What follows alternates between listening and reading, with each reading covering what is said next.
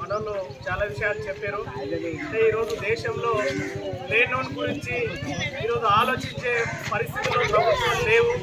ఎందుకంటే ఇందాక మనం చెప్పినట్టు ఎలక్షన్స్ వచ్చినప్పుడు మన ఇళ్లకు వస్తారు, మన దగ్గర వస్తారు, అవసరమైతే రకరకాల ఆలోచించేటువంటి పరిస్థితి కూడా గ్రామీణ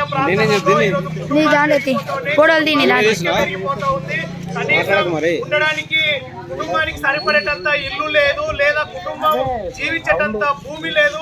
రకరకాల పనుల మీద ఈరోజు ఉన్న ఊరి హైదరాబాద్, ముంబై ఇట్లాంటి ప్రాంతాలకు వలసలు పోయేటటువంటి పరిస్థితి ఈరోజు మన గ్రామంలో కావచ్చు, ఇతర గ్రామాల్లో కావచ్చు, ఈరోజు రాష్ట్రంలో దేశంలో కొనసాగుతున్నటువంటి పరిస్థితి ఉంది. అట్లాంటి గురించి ఆలోచింపజేసినటువంటి పరిస్థితిలో ప్రభుత్వ పాలకులు లేరు. ఎందుకోసమని అంటే మనకు స్పష్టంగా అర్థమైతా ఉంది, ప్రభుత్వమే, కేంద్ర ప్రభుత్వం, రాష్ట్ర ప్రభుత్వమే లెక్కలేసి మరీ చెప్తా ఉంది. ఏం చెప్తా ఉన్నారు వాళ్ళు? ఒక కుటుంబం గడవాలంటే, ఒక కుటుంబం నెలకు గడవాలంటే నెలకు 23,000 ఖర్చు వస్తుంది. కానీ అంత ఖర్చు పెట్టి కుటుంబం గడిచే పరిస్థితి లేదని ప్రభుత్వాలే చెప్తా ఉన్నాయి. కానీ ఈ రోజు మనకు అట్లాంటి పరిస్థితి ఈ రోజు గ్రామాల ప్రాంతాలలో లేదా ప్రజలకు ఉందా అంటే లేనటువంటి పరిస్థితి. ఎందుకంటే కనీసం మనం చాలా గ్రామాలలో చూస్తాం, కంది పంటలు ఎక్కువ వేస్తారు.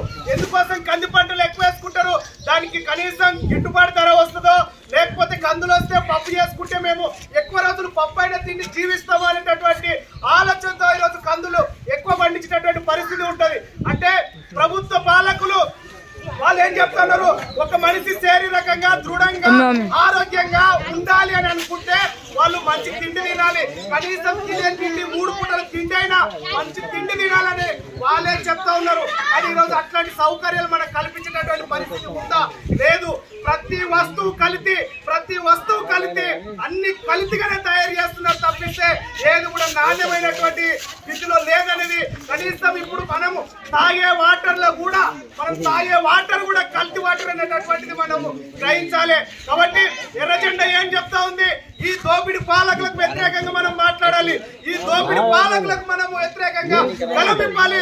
మనం ఒక సామెత ఉంటది, అడగకపోతే అమ్మాయిని అన్నం పెట్టదనేది. మనం అడగకపోతే మన గురించి ఆలోచింపజేసినటువంటి పరిస్థితిలో ఈ ప్రభుత్వం లేవు. కాబట్టి ప్రభుత్వం చెప్పిన లెక్కల ప్రకారమే మనకు 23,000 రూపాయల కుటుంబానికి నెలకు ఏదైతే ఖర్చు చెప్తున్నారో అట్లాంటి ఉపాధిని మనకు ప్రభుత్వమే చూపించాలని చెప్పేసి ఈరోజు మనం డిమాండ్ చేయాల్సినటువంటి అవసరం ఉన్నది. ఇందాక మన వాళ్ళు చెప్పారు, ఉపాధి కూలీలు, ఇండ్లు, పెన్షన్లు రకరకాలవి ఈరోజు మనం ముందుకు తీసుకొచ్చి దాంట్లో కూడా మనకు అంటే కనీస వేతనము ఇచ్చేటటువంటి పరిస్థితుల్లో కూడా ఈరోజు లేదు. ఇక్కడ మనమంతా ఒకటి ఆలోచన చేయాలి. మనిషి ఒక పని చేస్తే తన కోసం, తను బతకడం కోసం 2 గంటలు పని చేస్తాడంట. అంటే తను జీవించడం కోసం 2 గంటలు పని చేస్తాడంట. ఇతరుని బాగు కోసమే గంటల తరబడి ఈరోజు పనిచేసినటువంటి పరిస్థితి ఉంటుందని చెప్పేసి ఈరోజు శాస్త్రవేత్తలు చెప్తున్నటువంటి పరిస్థితి ఉంది.